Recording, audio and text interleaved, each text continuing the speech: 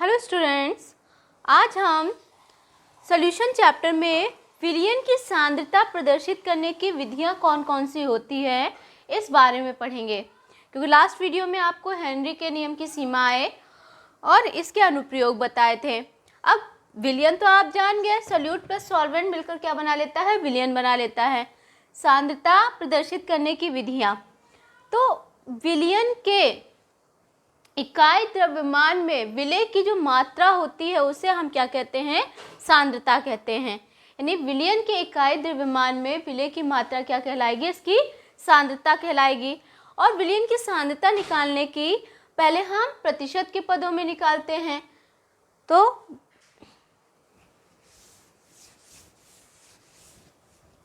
जब हम प्रतिशत के पदों में देखें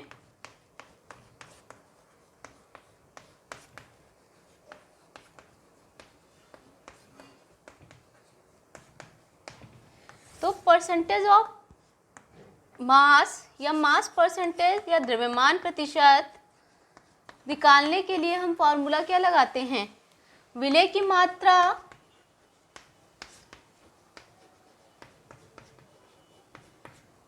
ये ग्राम में हो, विलय की मात्रा ग्राम में अपॉन विलयन का आयतन लीटर में।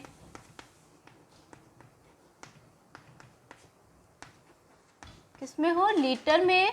और यहाँ पे आपका क्या हो जाएगा, इंटू 100। यानी परसेंटेज ऑफ मास जब हम प्रतिशत के पदों में निकालते हैं तो मास परसेंटेज यानी द्रव्यमान प्रतिशत और आयतन प्रतिशत निकालते हैं। द्रव्यमान प्रतिशत निकालने के लिए हम फॉर्मूला लगाते हैं विलय की मात्रा अपॉन विलयन का आयतन लीटर में into 100।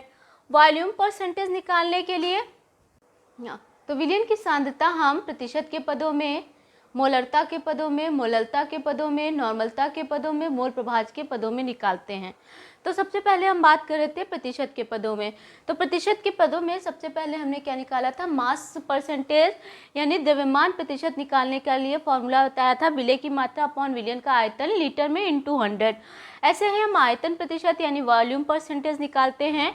Volume percentage equal to क्या हो जाएगा, विलय का आयतन अपॉन विलयन का आयतन इंटू 100। फिर प्रतिशत के पदों में ही आता है एकदम पार्ट्स पर मिलियन। पार्ट्स पर मिलियन निकालने के लिए फॉर्मूला क्या हो जाएगा, विलय की मात्रा अपॉन विलयन की मात्रा इंटू 10⁶। ये तो हो गया प्रतिशत के पदों में। अब हम बात करते हैं मोलरता के पदों में। मोलरता के पदों में मोलरता क्या होती है, 1 लीटर विलयन में उपस्थित विलय के 1 लीटर विलयन में उपस्थित मोलरता क्या होगी, 1 लीटर विलयन में उपस्थित विलय के मोलों की संख्या को हम क्या कहते हैं, मोलरता कहते हैं। और इसको हम कैपिटल M से डिनोट करते हैं। तो मोलरता बराबर क्या हो जाएगा, यानी कैपिटल M बराबर मोलरता इक्वल टू क्या हो जाएगा, विलय के मोलों की संख्या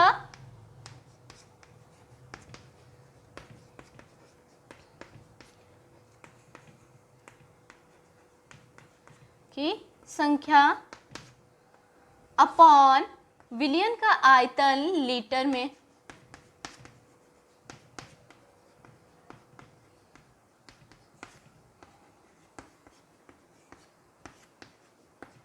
मोलरता के पदों में कैसे निकालेंगे विलयन की सांद्रता, 1 लीटर विलयन में उपस्थित विलय के मोलों की संख्या को हम उसकी मोलरता कहते हैं। और मोलरता निकालते हैं विलय के मोलों की संख्या अपॉन विलयन का आयतन लीटर में। अब बात करते हैं मोललता की। मोललता के पदों में अब बात करते हैं मोललता की, यानी जो विलयन की सांद्रता है वो मोललता के पदों में निकालते हैं। मोललता यानी किसी विलायक के 1 किलोग्राम में उपस्थित विलय के मोलों की संख्या को हम क्या कहते हैं, मोललता कहते हैं। किसी विलायक के 1 किलोग्राम में उपस्थित विलय के मोलों की संख्या को हम मोललता कहते हैं। और इसको स्मॉल m से डिनोट करते हैं। यानी मोललता स्मॉल m बराबर क्या हो गया, विलय के मोलों की संख्या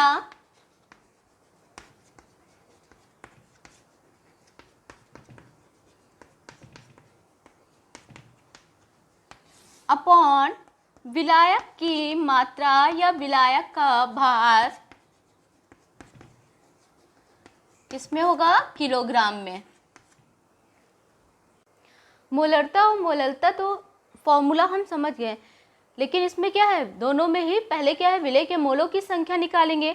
विलय की मोलों की संख्या निकालने के लिए हम क्या लगाते हैं, मास अपॉन मोलर मास, यानी नंबर ऑफ मोल्स बराबर क्या हो जाएगा, mass upon molar mass. Question में आपको मास दे रखा होगा और मोलर मास निकालने के लिए कोई भी यौगिक आपको दे रखा हो उसका आप क्या करेंगे, जितने भी परमाणु, मान लेते हैं NaCl है, तो NaCl का अगर आपको मोलर मास निकालना है तो Na का परमाणु भार कितना होता है 23 और Cl का कितना होता है 35.5, यानी इनके परमाणु भारों को ऐड करके जोड़कर हम क्या निकाल सकते हैं, अणु भार निकाल सकते हैं। तो मोलों की संख्या निकालने के लिए फॉर्मूला क्या हो जाएगा, मास अपॉन मोलर मास, यानी जो भी भार है अपॉन अणु भार। अब बात करते हैं नॉर्मलता के पदों में विलयन की सांद्रता की। तो नॉर्मलता के पदों में नॉर्मलता निकालने के लिए हम फॉर्मूला क्या लगाते हैं, विलय के ग्राम तुल्यांक अपॉन विलयन का आयतन लीटर में, या फिर विलय की मात्रा आपको ग्राम प्रति लीटर अपॉन विलय का तुल्यांकी भार। तुल्यांकी भार इक्विवेलेंट वेट निकालने के लिए हम क्या लगाते हैं, पहले हम बात कर लेते हैं, अगर कोई एसिड है तो उसकी नॉर्मलता निकालने के लिए सीधे सीधे हम फॉर्मूला लगा लेते हैं, नॉर्मलता इक्वल टू जो भी इसकी मोलरता होगी इनटू बेसिसिटी यानी भास्मिकता, यानी नॉर्मलता बराबर क्या हो जाएगा, किसी भी एसिड के लिए अगर अम्ल है तो नॉर्मलता बराबर मोलरता इनटू भास्मिकता, अगर बेस है तो जस्ट इसका उल्टा, यानी यहाँ पे क्या हो जाएगा, एसिडिटी हो जाएगी। नॉर्मलता बराबर मोलरता इनटू एसिडिटी, या फिर हम इसको अम्लता बोलते हैं। तुल्यांकी भार निकालने के लिए हम क्या फॉर्मूला लगाते हैं, जो भी मास दे रखा हो, कोई किसी भी पदार्थ का आपको मास दे रखा हो अपॉन अम्लता या फिर क्षारकता। जैसे हमें COOH के लिए निकालना है तुल्यांकी भार, तो COOH में ऑक्जेलिक अम्ल का क्या होता है formula, COOH single bond COOH, oxalic अम्ल का फॉर्मूला क्या होता है, COOH सिंगल बॉन्ड COOH। जब ये टूटेगा तो हमारा क्या है, 2COO माइनस में प्लस 2H प्लस में टूटेगा, यानी इसकी अम्लता क्या हो जाएगी, कितनी हो जाएगी 2, और इसका आप क्या है मोलर मास जो भी निकाल लीजिए, कितना 126 आएगा जब आप इसका अणु भार निकालेंगे, अपॉन इसकी क्या है अम्लता 2, तो ये इसका क्या निकल आएगा 63, इसका तुल्यांकी भार निकल आएगा। अब नेक्स्ट बात करते हैं फॉर्मलता के पदों में। तो फॉर्मलता के पदों में हमें विलय का द्रव्यमान अपॉन विलय का सूत्र द्रव्यमान यानी सूत्र भार इनटू आयतन क्या होगा लीटर में, ये हो गया फॉर्मलता। और लास्ट वीडियो में मैंने आपको मोल प्रभाज निकालने बताए थे, यानी मोल प्रभाज निकालने के लिए हम क्या फॉर्मूला लगाते हैं, विलय के मोलों की संख्या अपॉन विलय प्लस विलायक के मोलों की संख्या। अगर हमें विलायक के लिए निकालना है तो क्या होगा, विलायक के मोलों की संख्या अपॉन विलय प्लस विलायक के मोलों की संख्या। अब हम कुछ न्यूमेरिकल्स की बात करते हैं। यहाँ पे आपको एक न्यूमेरिकल दे रखा है, HCl का दशांश तुल्यांकी भार विलयन के 500 मिलीलीटर में विलय है, विलयन की नॉर्मलता बताइए। तो पहले हम क्या निकालते हैं, HCl का तुल्यांकी भार निकाल लेते हैं। तो HCl का तुल्यांकी भार यानी इक्विवेलेंट वेट निकालने के लिए फॉर्मूला क्या हो जाएगा, इक्विवेलेंट वेट इक्वल टू क्या हो जाएगा, इसका जो मोलर मास है अपॉन जो भी इसकी अम्लता होगी या फिर क्षारकता, क्योंकि इसमें क्या है एक H प्लस आयन है तो अम्लता होगी, तो इसकी अम्लता क्या हो गई 1।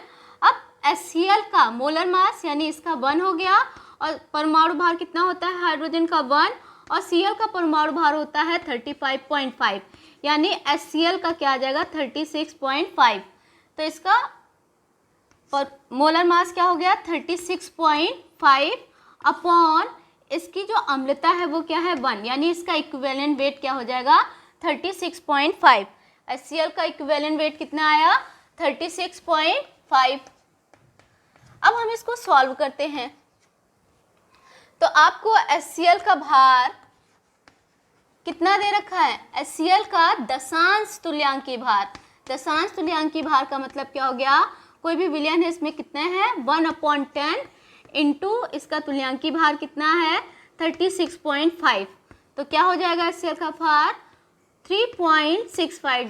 जब आप डिवाइड करेंगे 10 से तो क्या है ये पॉइंट इधर आ जाएगा, यानी बन जाएगा 3.65। अब निकालते हैं, आयतन आपको किस में दे रखा है 500 मिलीलीटर, तो आयतन को लीटर में चेंज करने के लिए हम इसको 1000 से क्या कर देंगे, डिवाइड कर देंगे। सीधा सीधा हमारा क्या आ जाएगा 1/2। अब हम फॉर्मूला लगाते हैं, नॉर्मलता बराबर क्या होती है, विलेय की मात्रा किसमें, ग्राम प्रति लीटर में। तो ये हमारा क्या है ग्राम में, और ये केस में आया लीटर में, अपॉन विलयन का तुल्यांकी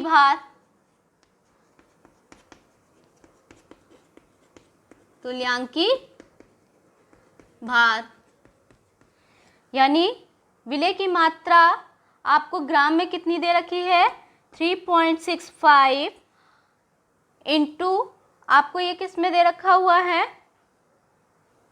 1/2।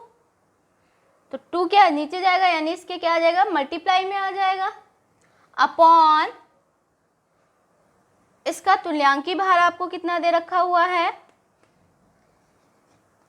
तुल्यांकी भार कितना आया था 36.5।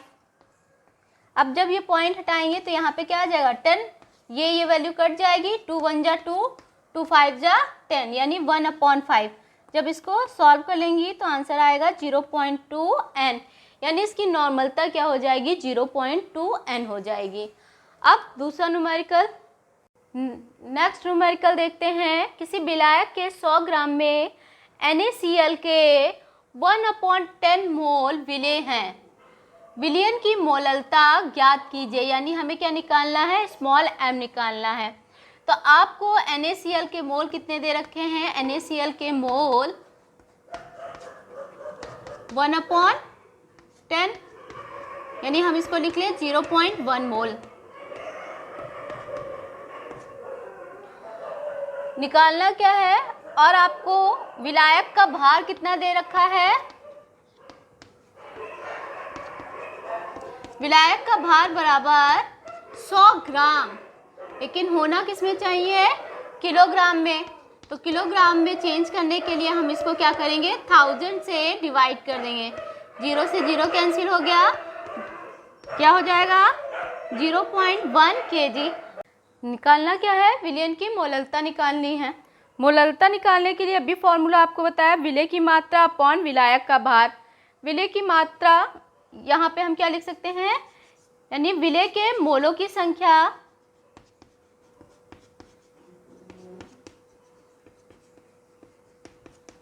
अपॉन विलायक का क्या हो जाएगा भार। विलेय के मोलों की संख्या कितनी है 0.1, और विलायक का भार भी कितना है 0.1, यानी आंसर मोललता कितनी आ जाएगी 1 आ जाएगी। जो भी आपको मैंने फॉर्मूले बताए हैं उस निकालना क्या है, विलयन की मोललता निकालनी है। मोललता निकालने के लिए अभी फॉर्मूला आपको बताया, विलेय की मात्रा अपॉन विलायक का भार।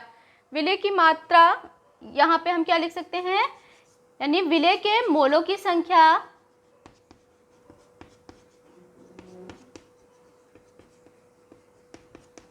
अपॉन विलायक का क्या हो जाएगा भार। विलेय के मोलों की संख्या कितनी है 0.1, और विलायक का भार भी कितना है 0.1, यानी आंसर मोललता कितनी आ जाएगी 1 आ जाएगी। जो भी आपको मैंने फॉर्मूले बताए हैं उसको कॉपी पर अच्छे से नोट डाउन कर लीजिए, इसी बेसिस पे आपको और भी क्वेश्चन देंगे। Thank you.